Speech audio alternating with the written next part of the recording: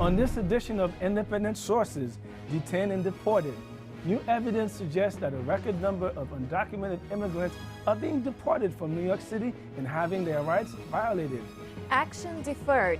Why are so many young people who could benefit from the Deferred Action immigration program not signing up? And a new shepherd in town. A Long Island Catholic Archdiocese selects its first Latino bishop to galvanize its Hispanic congregation.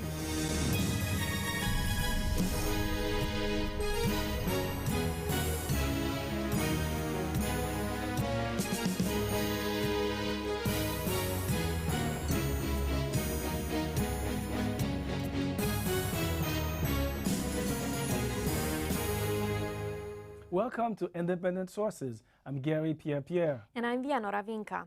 Immigration once again took center stage during the second presidential debate, if only for a moment.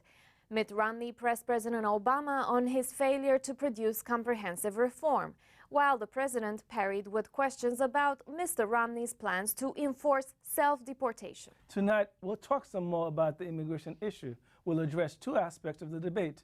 Later on, we'll talk about the Deferred Action program. But first, we'll deal with the deportation issue. There's been a record number of deportations under President Obama, and while this may play well in some homes in the U.S., it doesn't for the millions of immigrants who are having their homes and workplaces raided by armed ICE agents. Immigration advocates contend that it's tearing families apart and raising questions about the president's political will on the issue. The NYU School of Law, the Immigrant Defense Project, and Families for Freedom recently released a report detailing the extent of deportations and civil rights violations against immigrants in New York City. I spoke with Abraham Paulus of Families for Freedom about the report's findings. Abraham, what is secure communities?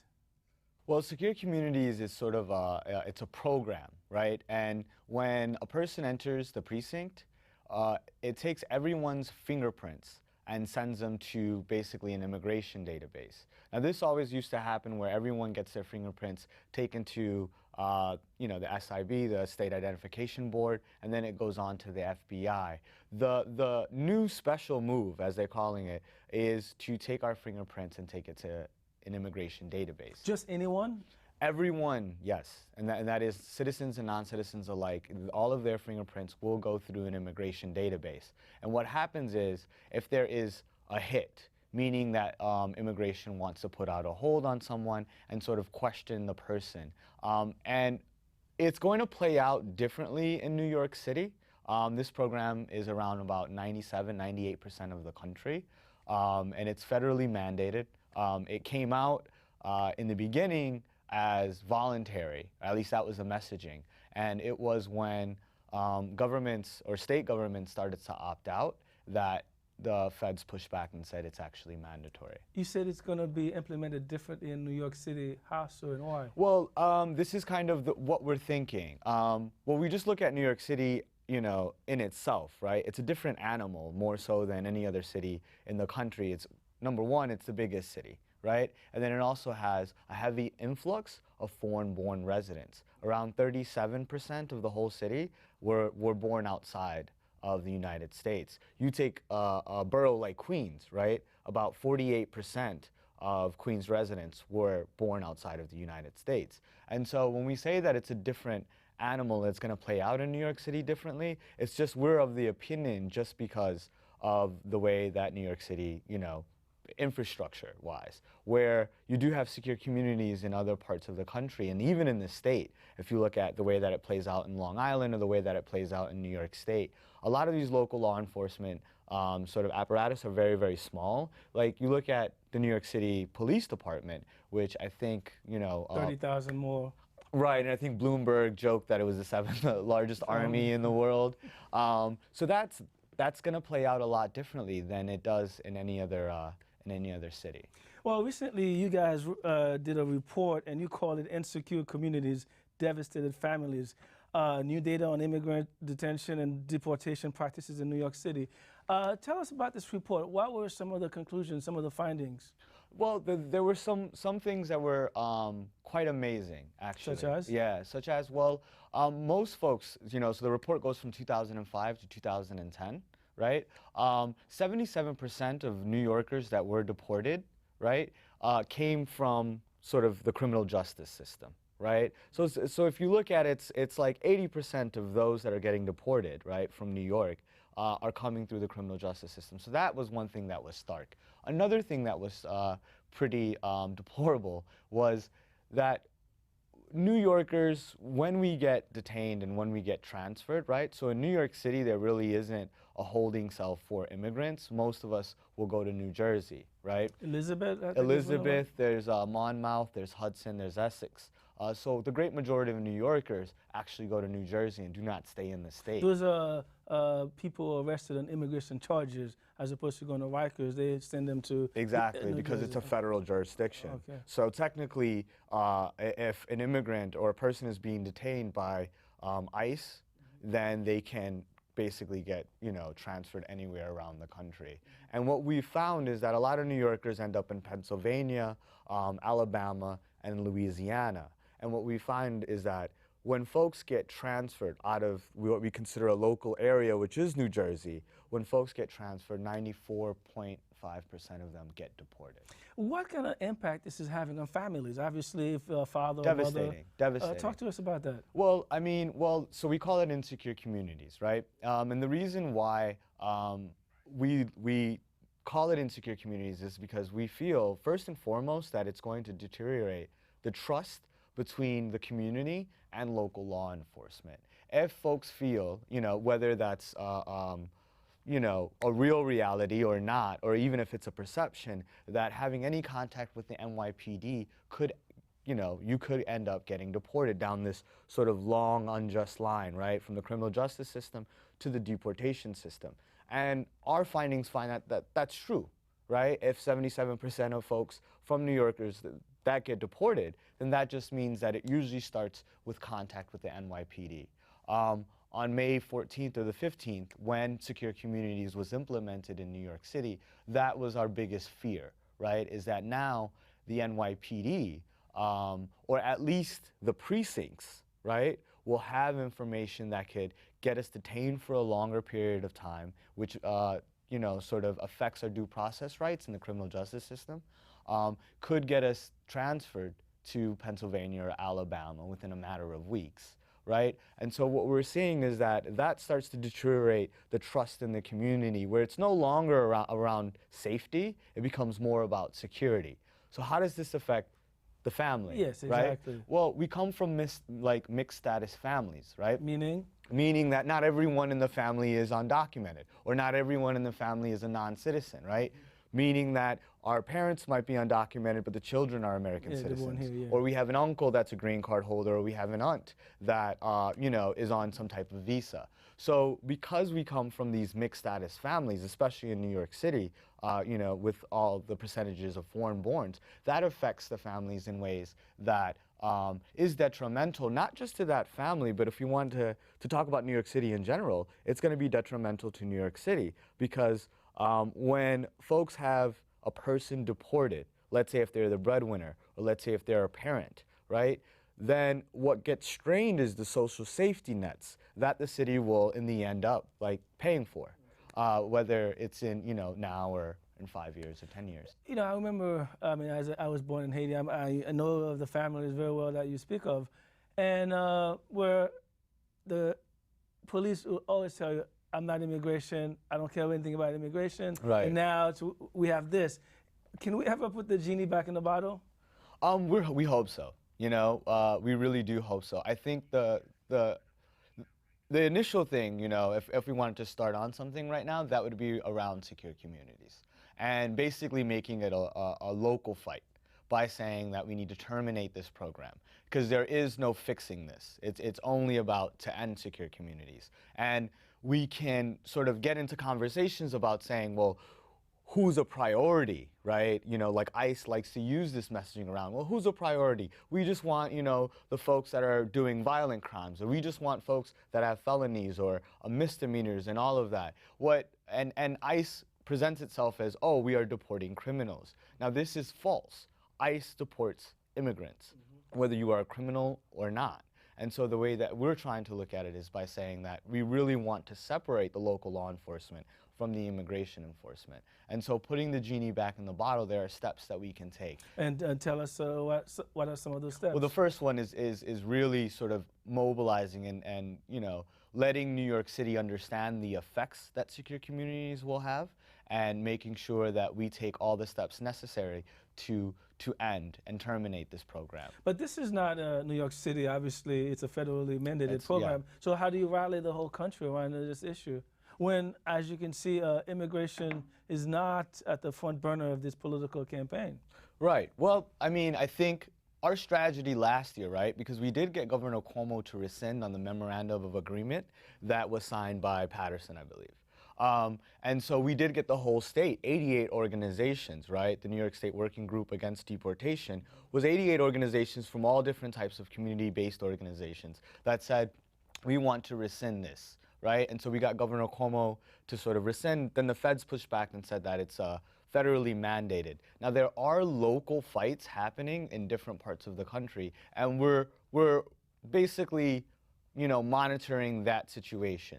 I do know that in Washington, D.C., the city council passed a bill that sort of limits what an immigration hold can do, right? I know in California, there's a thing called the Trust Act that they're trying to push. And in Chicago, there's still a fight there. So, you know, I want to touch upon one point before we end this conversation is, you know, when we're talking about criminal system, criminal justice, what kind of violations are we talking about? Are these hardened criminals? Or give us a sense of what the crimes are being committed by these undocumented immigrants. Well, you know, I mean, first of all, we don't really like that messaging. It's trying to put the crimes in sort of a type of hierarchy. What we do know is that there is research out there to prove and show that U.S. citizens actually commit crimes higher than immigrant, you know, communities or populations. The crimes that range, right, that can get a person deportable are vague and very, very wide. It could end up being something as small as shoplifting, jumping a turnstile, you know, certain traffic issues, or domestic violence, right? And it could all, you know, range all the way up into, you know, murder, robbery, and some of the more egregious crimes. Do you then advocate on their behalf based on the crime they've committed? If you know, okay, go ahead. So we advocate no matter what. We find that having whatever your criminal record is moot, right? Again, ICE deports immigrants, not criminals, because if they were to deport criminals, then even U.S. citizens would be getting on a boat here. So the way that we look at it... Well, legally they can't do that. Yeah, legally they can't, right? So this messaging is around criminals, and that gets ramped up. And so the way that we sort of look at it is that what is the difference between if, let's say, you have two friends that grow up in Crown Heights and get arrested for the same crime, but one's a citizen and one is not? Why is it that this person becomes, the non-citizen, is considered more dangerous than the U.S. citizen who will return back to their communities, and this person, just because of the fact that they are non-citizens? And that's the point that we really want to make, that this is not an issue around, well, who's a criminal and who's not, you know, and that's, I guess, to answer your question, is we really do not like that type of messaging. But the range of crimes would surprise you. It could be very, very, you know, small. On that note, we end it there. Abraham Powless, thanks for joining us. Great to be here.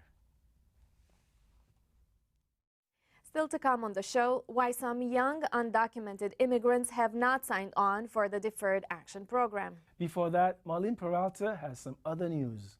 Thanks, Gary. Here's a look at some headlines from the ethnic and community media. From Queens Latino, a new report exposes fraudulent practices by many businesses that offer employment and immigration services along Roosevelt Avenue in Queens. The report, titled Dreams and Schemes in Queens, New York, was presented by the New Immigrant Community Empowerment, or NICE, at CUNY's Murphy Institute. The investigation revealed that nearly a quarter of the investigated businesses falsely advertised that they were either immigration lawyers or provided legal services. The publication also says the evidence is enough for the New York Attorney General's office to begin their own investigation. The Jewish Forward reports that several elderly Jews in South Florida retirement communities are out of cash and have nowhere to turn. They have been hurt the most by the foreclosure crisis and see no hope after the elections. The Jewish welfare agency, Alpert Jewish Family and Children's Services, is quoted as saying it's disaster time in the Jewish community and does not recommend that others move to the area. South Florida has more elderly Jews than any other part of the country except New York. The family of a day laborer coma patient in New Jersey is begging his hospital to continue providing the medical help he needs. Roman Bermejo has been in a coma for 5 months at the Community Medical Center in Toms River. Bermejo became comatose after suffering an epilepsy attack while at work. El Diario La Prensa reports that the hospital agreed to treat Bermejo, although he's uninsured and is undocumented. However, community medicals say they can't anymore since the day laborer has not shown any signs of recovery in the last 5 months and the continued care is very expensive. Carib News devotes 2 articles to Caribbean rum producers and the possible crisis that may result from what they call unfair and illegal subsidies that Washington has given to rum producers in the American territories of St. Croix and Puerto Rico. The paper reports that the Obama administration has not responded to written complaints signed by multiple Caribbean embassies, including Grenada, St. Lucia, and the Dominican Republic. The article says Caribbean producers are already losing contracts because they cannot compete with the subsidized prices offered by Puerto Rico and the U.S. Virgin Islands. The subsidies are illegal under the World Trade Organization. And finally, China Daily reports on the newly founded NYU Shanghai University, the first higher education institution established jointly by China and the United States. According to the paper, this new venture could help ease China's brain drain problem. The institution was established by New York University along with Shanghai's East China Normal University and will be based in Lujiazui financial area. The school will welcome its first 300 students from around the world next year. Those were just a few headlines from the ethnic and community media. Back to Gary and Vianora. Thanks, Marlene. Earlier, we talked about the debate over the country's escalating deportation numbers. Now we'll move on to another sensitive area in the sweeping immigration debate, the Deferred Action for Childhood Arrivals program. The Deferred Action program targets undocumented immigrants 30 years old and under. It gives those who came here illegally as children the opportunity to stay in the U.S. and work for a period of 2 years if they meet certain requirements. Ever since President Obama announced the program, it has come under fire for being everything from a prelude to amnesty for illegal immigrants to a last-ditch effort to curry some favor with immigrant voters. The policy is also a double-edged sword for those it's meant to help. I spoke to one woman who has helped several undocumented immigrants sign on for the program. Angie, it costs $465 for people to apply. Roughly about what percentage of those willing to apply cannot afford this fee? As of right now, there is no set number to calculate how many people will not be able to apply for deferred action because of the fee. I mean, being undocumented is really difficult for you to come out and say, hey, I'm not going to apply, I can't afford it. So the percentage might be a little bit unknown right now. But what do you hear from young people in the neighborhoods that you're watching? How much are they complaining about this fee? That is one of the biggest issues, actually. I mean, a lot of people are already working, but it's lower than minimum wage. And so $500 is basically what they're making the whole month, maybe 2 months of payments. And so applying for deferred action, they have to weigh the odds. This is like paying rent, this is buying food, this is going to school, or applying for this thing that is not 100% sure. So a lot of youth are fundraising. Some are asking their parents, some are not going to pay for it at all. So it's really difficult. A lot of youth are complaining about the fee. How surprising is this fee, though, when USCIS has been charging these kind of fees for any visas or any work permits? Yeah, well, it is surprising because the $465 is to apply for a work permit, and so a lot of people that are going to be applying are not working right now, and so to charge this fee, is kind of backwards because it's so high, but then you're not working. So how are you supposed to get this money to be able to pay? It's kind of complicated in both ways. A lot of youth have not applied for anything at all. No path to citizenship, no visas, no programs at all. So there was no way for them to know how much it was going to cost in the first place. How necessary is the use of an attorney in this process? It depends on the person's case. If yours is 100%, there's no criminal background, there is nothing wrong, you can be able to apply on your own and maybe even go to a clinic or a workshop and to just make sure that everything is okay. But if you came exactly at the age of 16 or you have some criminal background, maybe you have tickets, summonses, you've been arrested, those kind of cases are a little bit more complicated and the person should see an attorney. Something that has come up in these clinics and workshops has been that a lot of people qualify for other forms of relief besides deferred action, and so seeing an attorney or getting some sort of immigration screening is very helpful, just to see what else they can apply for. Are there any pro bono lawyers, aside from the ones that you've used, who are offering their services, and do folks know about them? There are some, not all of them, and a lot of people don't know that they're there. So some attorneys are maybe charging the initial consultations free, but then after that they're charging more money. So it's kind of tricky. A lot of other clinics that we've been to say it's free, but then they're being charged afterwards to see the attorney. So it's very secretive, and if there are attorneys that are working pro bono, it's not as publicized. Are employers reluctant to help young people in the process? As of now, I've seen both. Employers who don't want to talk about it, they don't want to write a letter, they don't want to say that they hired this person, and then there's the opposite. There are some who have been really helpful and have provided affidavits stating that they worked there, pay stubs, records of when they were hired. So it's a mix of both. There are also some organizations who are offering loans. Do you know anything about them? I think I've heard of some, I haven't seen them myself, who are providing some sort of credit kind of thing where they'll pay for the application, and then once the work permit is granted, that person will work to pay it back.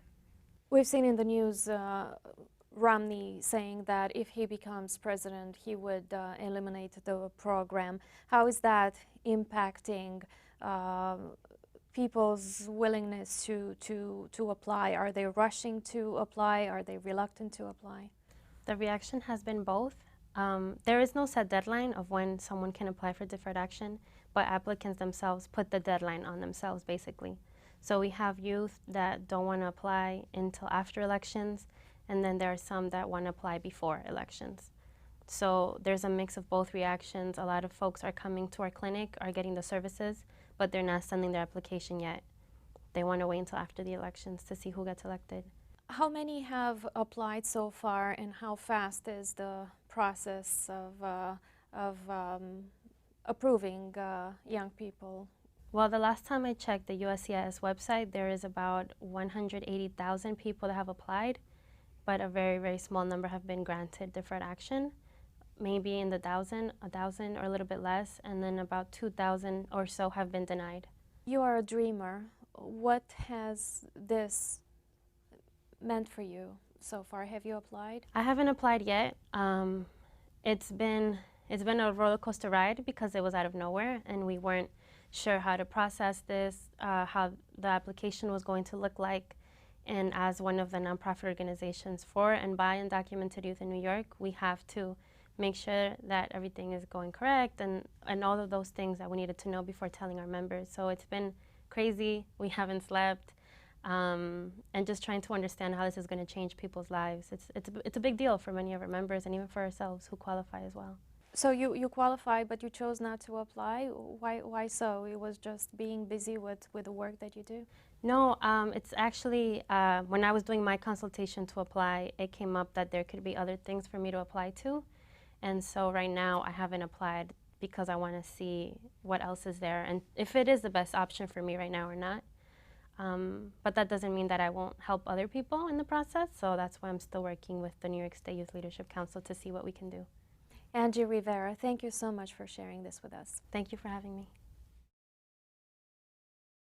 When we come back, one of the largest Catholic archdioceses in the country, gets a new leader to fire up the faithful.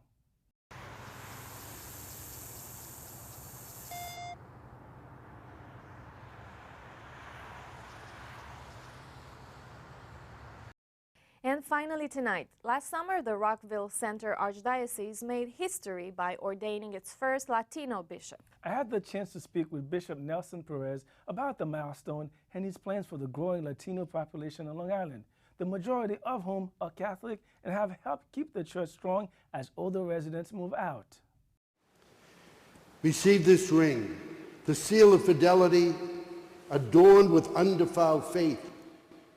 The Rockville Center Diocese recently ordained Bishop Nelson Perez to galvanize the church's Spanish-speaking faithful. There's a great commitment from the Diocese of Rockville Center and from Bishop Murphy to reach out to the Hispanic community, which they have been doing already. I come to join a wonderful work that's already in process, and they've been reaching out to the Hispanic community from the moment they arrived here. So it's a blessing to just join that work.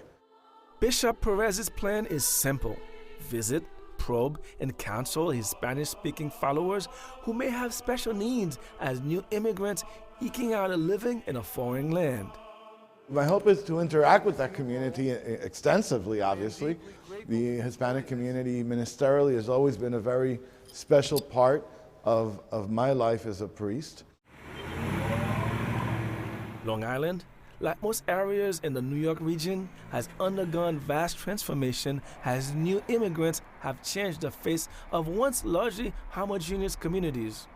In the last decade, the number of Latinos living in Long Island has nearly doubled from 282,000 people in 2000 to 441,000 in 2010, according to census figures.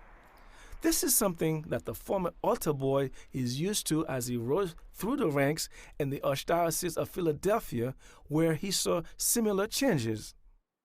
Bishop Perez, who was ordained as a priest in 1989, was elevated to his position on July 25th, becoming the first Latino bishop to serve in the fifth largest archdiocese in the United States.